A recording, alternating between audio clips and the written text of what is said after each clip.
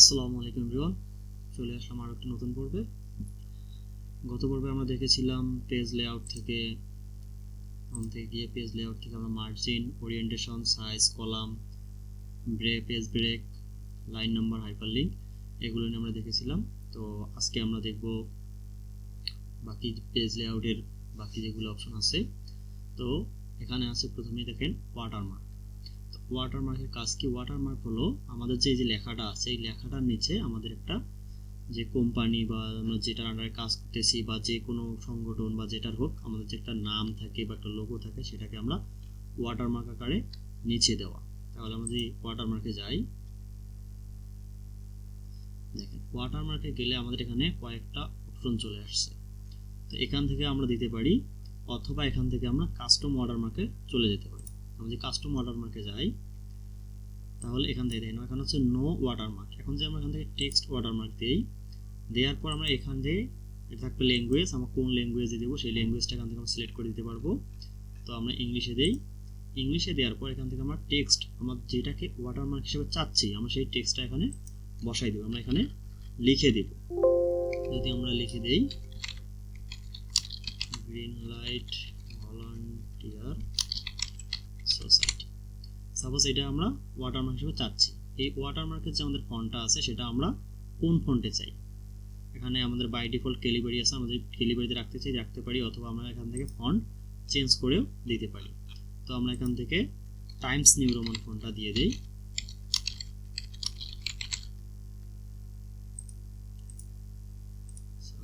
Times new Roman, এই যে Times new Roman ফন্টটা আমরা দিয়ে দিলাম। দেওয়ার পর এখান থেকে আমরা আমাদের ওয়াটারমার্কের সাইজটা কত দিব সেটা আমরা এখান থেকে বাছাই করে দিতে পারবো। তো আমরা এখানে অটো রাখলাম। অটো রাখবো আমাদের ওয়াটারমার্কে যে লেখাটা আছে এটার কালারটা কী হবে সেই কালারটা আমরা এখান থেকে সিলেক্ট করে দিতে পারবো। আমরা যদি এখান থেকে রেড করে দিই তাহলে রেড হবে, আর যে বাই ডিফল্ট যে কালারটা থাকে আমরা সেটাও রাখতে পারবো। তো আমরা এখান থেকে কালার দিয়ে দিলাম, ডায়াগোনাল দিয়ে দিলাম। এটা আছে আমাদের ডায়াগোনাল দেওয়া আছে মানে কোনাকুনি হয়ে যাবে, আর যদি হরিজন্টাল দিই তাহলে সোজাসুজি হবে। তাহলে আমরা যদি অ্যাপ্লাই করি, দেখেন এই যে আমাদের ওয়াটারমার্কটা, এই যেখানে দেখতে পাচ্ছেন আমাদের ওয়াটারমার্কটা দেখা যাচ্ছে। ঠিক আছে, এইভাবে যদি আমরা ওয়াটারমার্ক দেই, আমরা আবার যে কাস্টম ওয়াটারমার্কে যাই, যাওয়ার পর আমরা এখান থেকে যদি দেখি হরিজন্টাল করে যদি আমরা অ্যাপ্লাই করি, দেখেন তাহলে আমাদের ওয়াটারমার্কটা এই দেখেন সোজায় চলে আসছে, হরিজন্টাল চলে আসছে। আমরা যখন ডায়াগোনাল করে দিব তখন দেখেন এই যে পেজের এই কোণা থেকে ওই কোণা বাঁকাবাকি আকারে চলে যাচ্ছে। ঠিক আছে, তাহলে আমরা এইভাবে ওয়াটারমার্ক ইউজ করতে পারি। এখন এটা হলো লেখা ওয়াটারমার্ক। এখন যেমন পিকচার দিতে চাই, ওয়াটারমার্ক কোনো পিকচার অ্যাড করতে চাই, তাহলে আমরা টেক্সট না রেখে আমরা এখান থেকে পিকচার ওয়াটারমার্কে ক্লিক দেব। তারপর এখান থেকে দেখেন সিলেক্ট পিকচার দেওয়া আছে, এখানে যদি আমরা যাই তাহলে আমাদের পিকচারের জন্য ব্রাউজারে নিয়ে যাবে। আমাদের যেখানে পিকচার আছে আমাদের এই যে পিসি চলে আসলো, এখান থেকে আমাদের যেই হার্ড ডিস্কে বা যেই আমাদের ফোল্ডারে পিকচার আছে আমরা সেখানে চলে যাব। তো আমরা যদি যাই ডেস্কটপ থেকে যে আমরা পিকচারটা সাপোজ ইনসার্ট করে দিলাম, ইনসার্ট করে দেওয়ার পর এখান থেকে আমরা স্কেল কমাই দিতে পারবো, বাড়াই দিতে পারবো যে আমাদের ওয়াটারমার্কের স্কেলটা কত হবে। আমরা অটোতে রাখলাম, অটোতে রেখে দিয়ে অ্যাপ্লাই করে দেই। দেখেন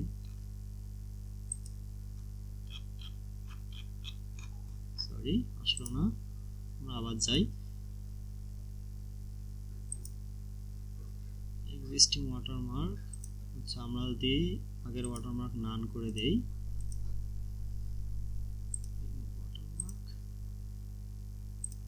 কাস্টম ওয়াটারমার্ক পিকচার, এখান থেকে আমরা পিকচারটাকে সিলেক্ট করে ওয়াশ আউট, ওকে অ্যাপ্লাই।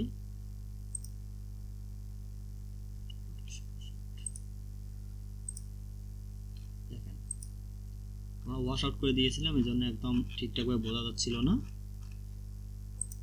এখানে আমাদের সবসময় ওয়াশ আউটে থাকে, আমরা ওয়াশ আউট করে দিলে এটা একদম নিবিড়ভাবে ঠিক হয়ে যায়, যার কারণে সঠিকভাবে বোঝা যায় না। তাহলে আমরা ওয়াশ আউটটা বন্ধ করে আমরা অ্যাপ্লাই করে দিলে আমাদের এটা সুন্দরভাবে বোঝা যাবে। তাহলে এইভাবে আমরা ওয়াটারমার্ক ইউজ করতে পারি। আচ্ছা, তারপরে আছে আমাদের পেজ নাম্বার, পেজ কালার। তো এখান থেকে আমরা যদি পেজ কালার দেই, আমরা ওয়াটারমার্কটাকে নান করে দিই। এখান থেকে আমরা রিমুভ ওয়াটারমার্ক করে দিলে আমাদের ওয়াটারমার্ক নান হয়ে যাবে বা ওয়াটারমার্ক থাকবে না। কোনো কারণে আমরা ওয়াটারমার্ক দিয়ে ওয়াটারমার্ক তুলতে চাইলে এখান থেকে আমরা রিমুভ ওয়াটারমার্ক করে দিতে পারবো। তাহলে এখন দেখবো আমরা পেজ কালার। তাহলে আমরা পেজ কালারে চলে যাই। এখান থেকে দেখেন অনেকগুলো কালার আছে, আমরা এখান থেকে যেই কালার সিলেক্ট করব দেখেন আমাদের মাউসের সঙ্গে কালার কিন্তু পরিবর্তন হয়ে যাচ্ছে। তো আমাদের এখান থেকে যে কোনো কালার আমরা পেজে যদি দিতে চাই তাহলে আমরা দিতে পারবো। এই পেজ কালার দিলে আমাদের সবগুলো পেজেই একই কালার নিয়ে নেবে। এখান থেকে আমরা পেজ কালার দিতে পারবো। এখন যদি আমরা যাই পেজ বর্ডারে, তাহলে আমাদের পেজ বর্ডারে যাই। এখান থেকে দেখেন এখান থেকে এখন আছে নান করা আছে, পেজ বর্ডারটা এখন আমাদের কি আছে নান আছে। এখান থেকে আমাদের বক্স সিলেক্ট করি, বক্স সিলেক্ট করে এখান থেকে দেখেন অনেকগুলো আন্ডারলাইনের মতো আছে, দাগ দাগ কাটা আছে। এখান থেকে আমরা এটা হলো আমাদের মানে আমাদের পেজের যে বর্ডারটা দিব এটা কোন স্টাইল দিব। এখন আছে ডাইরেক্ট লাইন, আমাদের ফোটা ফোটা দিয়ে দেই, তাহলে দেখেন বিন্দুটা চলে আসবে। আমরা যে ডট ডট দেই এটা চলে আসবে, এটা দিতে পারবো আমরা যেটা চাই। এখানে আরো অনেক আন্ডারলাইনের মতো দেওয়া আছে, আমরা যেটা চাবো সেইটা দেখেন আমরা যে ওকে করে দেই, তাহলে আমাদের পেজ বর্ডার চলে আসলো। তো এই পেজ বর্ডার আমরা যদি যাই, যাওয়ার পর দেখেন বক্সে গেলাম, বক্সে গিয়ে কালার আমরা এখান থেকে দিতে পারবো। পেজ বর্ডার আমাদের কালারটা কি হবে এটা আমরা দিয়ে দিতে পারবো। আবার যে পেজ বর্ডারে যাই এখান থেকে দেখেন আর্ট থেকে যদি আমরা যাই, এই দেখেন আমাদের এখানে শুধু দাগ আছে। আমরা যদি চাই যে এখান থেকে শুধু দাগ না, আমরা এখান থেকে গাছ আছে এগুলো আমরা ওকে করে দিলে দেখেন আমাদের গাছগুলো পেজ বর্ডার হিসেবে ধরে নেবে। এই গাছগুলো আমরা সাইজ কমাইতে বাড়াইতে পারবো। এখান থেকে দেখেন 31 পিটি আছে, এখান থেকে আমরা কমাই দিতে পারবো। যদি আমরা কমাই দেই তাহলে দেখেন পেজের যে গাছের সাইজগুলো আছে সবগুলো কমে গেল। অথবা আমরা বাড়াই দিলে বাড়াইও দিতে পারবো। এখান থেকে আমাদের শ্যাডো আছে, আমরা সেটা ইউজ করতে পারবো। এরকম আরও অনেক কিছু আছে, 3D ইফেক্ট আছে, কাস্টম আছে, আমরা চাইলে এগুলা ইউজ করতে পারবো। তো আপনাদের যেটা ভালো লাগে সেটা ইউজ করবেন, এখান থেকে দেখে আপনারা ইউজ করতে পারবেন। তাহলে এটা হলো পেজ বর্ডার। তাহলে পেজ বর্ডারটা যে আমরা আবার নান করে দিতে চাই বা আমরা না করে দিতে চাই, তাহলে এখান থেকে আমরা নান করে ওকে করে দিলে আমাদের পেজ বর্ডারটা উঠে যাবে। আমাদের নান করে ওকে করে দিই, পেজ বর্ডারটা উঠে যাবে। আমাদের পেজ কালারটাও নো কালার করে দেই, সেই রকম আমার পেজ কালারটা উঠে যাবে। অথবা আমাদের পেজ কালার চেঞ্জ করতে চাই, আমরা পেজ কালার চেঞ্জ করতে পারবো। আচ্ছা, তাহলে এটাকে আমরা আপাতত নো কালার করে দিলাম। তাহলে এটা হলো ওয়াটারমার্ক, পেজ কালার এবং পেজ বর্ডারের কাজ। তো আমরা যে প্যারাগ্রাফটা দেখছি, প্যারাগ্রাফ এখানে একটা অ্যারো কি আছে, আমাদের এই অ্যারো কিতে যাই। অ্যারো কিতে যাওয়ার পরে কিন্তু আমাদের এইখানে যে ছোট ছোট কাজগুলো ছিল এগুলো কিন্তু আমরা এখান থেকে করতে পারি। এখন এই যে পেজ বর্ডার আছে এখান থেকে দেখেন এখানে আমাদের একটা অ্যারো আছে, এই অ্যারোতে যদি আমরা যাই এখান থেকে আমরা কিছু কাজ করতে পারি। যেমন এখানে দেখেন অ্যালাইনমেন্ট আছে, আমাদের লেখাটা কোন অ্যালাইনমেন্টে থাকবে, লেফটে, রাইটে না মিডিলে। যদি আমরা সেন্টার করে দেই, দিয়ে ওকে করে দেই, তাহলে দেখেন লেখাটা আমাদের সেন্টার অ্যালাইনমেন্ট হয়ে গেছে। আমরা যদি আবার এখানে যাই, অথবা যেমন এখান থেকেও করতে পারি, ইন্ডিয়ান থেকে স্পেসিং থেকে আমরা এখানে যাই, এখানে গিয়ে লেফট অ্যালাইন দেয়া আছে, বডি টেক্সট লেভেল কীরকম থাকবে সেটা দিতে পারবো। এখান থেকে আমরা লেফট রাইটে ইন্ডেনশন করে দিতে পারবো কতটুকু থাকবে, এটা আমরা এখান থেকে বাড়িয়ে দিতে পারবো। দেখেন আমাদের এখান থেকে একটা স্পেসিং লেফট থেকে হয়ে যাচ্ছে। অথবা যদি আমরা রাইট থেকে স্পেসিং করতে চাই তাহলে দেখেন রাইট থেকে আমাদের একটা স্পেসিং হয়ে যাচ্ছে। তো এটা আমরা আপাতত 0 রাখি। আচ্ছা, এইখান থেকে দেখেন স্পেসিং বিফোর আফটার, এই যে আমাদের লেখার পরে যে একটা করে স্পেসিং আছে সেই স্পেসিংটা করে আমরা এখান থেকে কমাই বাড়ি দিতে পারবো। এখানে আপাতত আমাদের অটো করা আছে, আমরা এখান থেকে চাইলে স্পেসিংগুলো দেখেন আমাদের একটা প্যারাগ্রাফ থেকে অন্য একটা প্যারাগ্রাফের স্পেসিং আছে, এটা আমরা কমাইতে বা বাড়াইতে পারবো। এখান থেকে আমরা আপাতত অটো করা আছে, আমাদের অটো থাক। অথবা আমরা যদি কোনো একটা লেখাকে সিলেক্ট করি, দেখেন আমরা এটাকে সিলেক্ট করি বা 2-3টা লেখাকে সিলেক্ট করি, সিলেক্ট করার পরে যদি আমরা এখানে প্যারাগ্রাফে যাই এখান থেকে আমরা কিছু স্পেসিং করে দিতে পারি।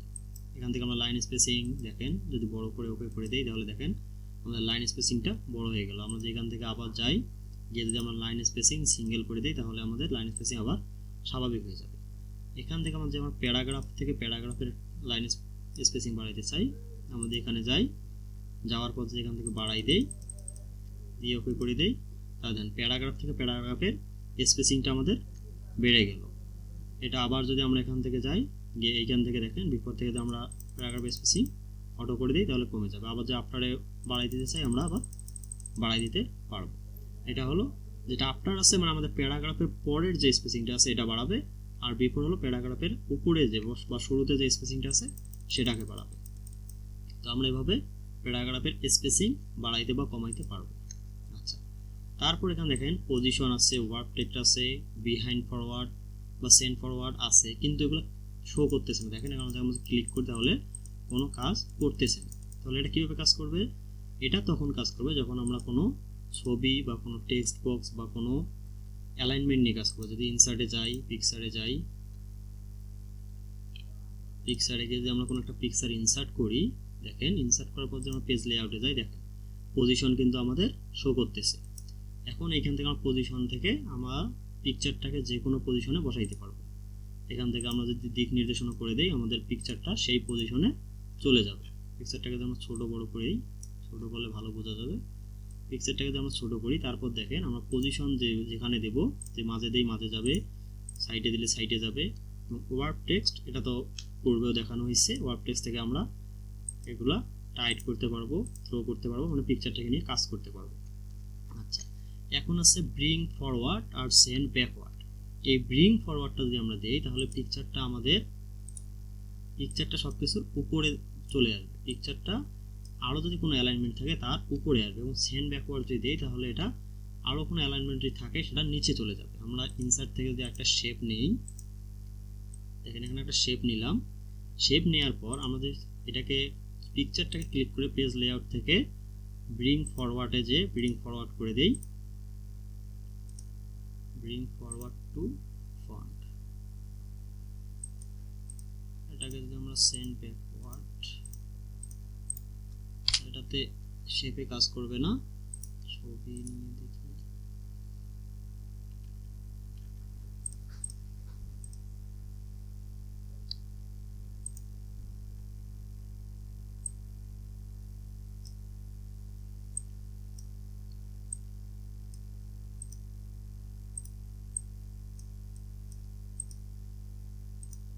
তাহলে দেখেন আমাদের পেজ লেআউটে যাই, যাওয়ার পরেই যে এটাকে যে করে দেই ব্রিং টু ফন্ট, তাহলে এটা ব্রিং ফরওয়ার্ডে চলে আসবে। আমাদের ছবিটাই কাজ করবে, শেপের সময় এই দুইটা অপশন কাজ করবে, ছবি এবং শেপে এই দুইটা কাজ করতেছে। তো আমরা যদি দেখি, দেখেন আমাদের এইটাকে সিলেক্ট করে ওয়ার্ডের যে ডকুমেন্টের এটা আছে এটাকে সিলেক্ট করে সেন্ড ব্যাক করে দেই, তাহলে দেখেন এটা পিছনে চলে গেছে। এবং ছবিটাকে ক্লিক করে সেন্ড ব্যাক করে দেই, তাহলে ছবিটা ওটার পিছনে চলে গেছে। তাহলে এটা হলো ব্রিং ফরওয়ার্ড এবং সেন্ড ব্যাকওয়ার্ডের কাজ। এইভাবে আমরা এগুলোর কাজ করতে পারবো। এখান থেকে আমরা অ্যালাইনমেন্ট আছে, আমরা অ্যালাইনমেন্ট করে দিতে পারবো। যেমন লেফট অ্যালাইন আছে, আমরা যদি লেফট অ্যালাইন করে দিই তাহলে এটা লেফট অ্যালাইনে চলে যাবে। এখান থেকে আমরা যদি অ্যালাইন সেন্টার করে দিই তাহলে সেন্টারে আসবে। এখান থেকে যদি আমরা অ্যালাইন রাইট করে দিই তাহলে রাইটে আসবে। আমরা যদি অ্যালাইন টপ করে দিই তাহলে টপে যাবে। অ্যালাইন যদি দেখেন অ্যালাইন মিডিল করলে আবার মাঝামাঝি চলে আসবে। আবার যদি আমরা অ্যালাইন বটম করি তাহলে নিচে চলে যাবে। এখান থেকে আমরা যে শেপটা নিয়ে বা যে ছবিটা নিয়ে কাজ করতে সেটাকে আমরা অ্যালাইন করতে পারবো। ঠিক আছে, আর আমরা যদি এইখানে এই দুটো অ্যালাইন করি তাহলে আমাদের ছবিটা পেজের মাঝামাঝি চলে আসবে। পেজের মাঝামাঝি আমরা কিন্তু ছবিটাকে আইডিয়াতে নিতে পারবো না, তখন আমাদের অ্যালাইন করে সেটাকে নিতে পারবো। আচ্ছা, এখন আমাদের দেখি এখানে দেখেন রিস্টোর, এখান থেকে আমরা কিন্তু একটা ছবিকে ঘুরাইতে পারবো। এখন যদি আমরা দেখেন এখানে যদি আমরা ক্লিক করি, এখানে ক্লিক করে কিন্তু আমরা চাইলে ঘুরাইতে পারি, কিন্তু দেখেন এখানে কিন্তু মাঝে মাঝে আমাদের বাঁকা হওয়ার সম্ভাবনা আছে। আর আমরা যদি এখান থেকে দেখি, দেখেন ডাইরেক্ট 90 ডিগ্রি করে ঘোরানো যাবে। তাহলে পিকচারটাকে সমান করে নেই, সোজা করে নেই। দেখেন এই যে পিকচারটা আছে, আমরা যদি রোটেটে যাই, রোটেটে গিয়ে যদি 90 ডিগ্রি দেই রাইটে, তাহলে রাইটে 90 ডিগ্রি হবে। আর যদি লেফটে 90 ডিগ্রি দেই তাহলে 90 ডিগ্রি লেফটে হবে। ফ্লিপ করে দিলে ডাইরেক্ট ঘুরে যাবে। আর ফ্লিপ হরিজন্টাল করে দিলে আমাদের ছবিটা যেমন ছিল তার অন্য সাইডে চলে যাবে। আর আমরা যে মোড়ে যাই, এখান থেকে আমরা আমাদের মতো করে বাড়াইতে বা কমাইতে পারবো, যে কোনো একদিকে বাঁকাইতে পারবো, যে কোনো একদিকে ইয়া করতে পারবো বা ছোটো বড়ো করতে পারবো। তো এইভাবে আমরা এখান থেকে কাজ করতে পারবো। তো আজকে আমরা মোটামুটি পেজ লেআউটের কাজ দেখলাম। পেজ লেআউটে আজকে আমরা ওয়াটারমার্ক দেখলাম, page colour, page border, alignment, paragraph, position, word text, bring forward, send backward দেখলাম, অ্যালাইনমেন্ট দেখলাম, রোটেট দেখলাম। তো এই ছিল আজকের ভিডিও। সবাই ভালো থাকবেন, সুস্থ থাকবেন। নতুন হলে চ্যানেলে সাবস্ক্রাইব করবেন, শেয়ার করবেন, সাথে থাকবেন। পেজ থেকে হলে অবশ্যই ফলো করবেন। ধন্যবাদ।